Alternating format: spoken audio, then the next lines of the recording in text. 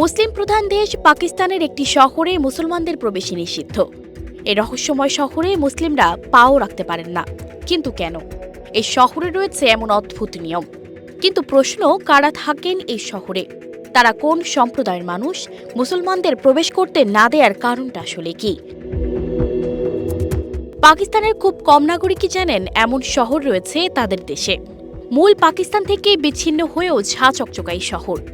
পাকিস্তানের চিনাব নদীর তীরে রাবোয়া একটি সিটির নাম, যাকে অন্যরা চিনাব নদীর সঙ্গে মিলিয়ে চিনাবনগর বলে।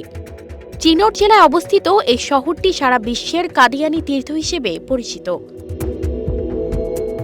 কাদিয়ানি মতবাদে বিশ্বাসীগণ রাবোয়া শহরকে পবিত্র বলেই বিশ্বাস করে। শহরের ৯৭% অধিবাসী কাদিয়ানি, বাকিরা অন্য ধর্মের অনুসারী। তবে সেখানে কোনো মুসলমান বসবাস করেন না, এমনকি তাদের এই শহরে পা রাখাও নিষিদ্ধ। বিভিন্ন তথ্য বলছে, আহমদিয়া মুসলিম জামায়াতের অনুসারীরা নিজেদের অন্য সকল মুসলমানের মতোই মুসলিম বলেই দাবি করেন।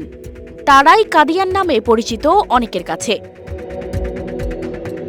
বর্তমানে সারা বিশ্বজুড়ে তাদের লাখ লাখ সদস্য ছড়িয়ে থাকলেও আহমদিয়া মুসলিম জামায়াতের জন্ম হয়েছিল অবিভক্ত ভারতের পাঞ্জাবের অমৃতসরের কাছাকাছি একটি গ্রাম কাদিয়ানে।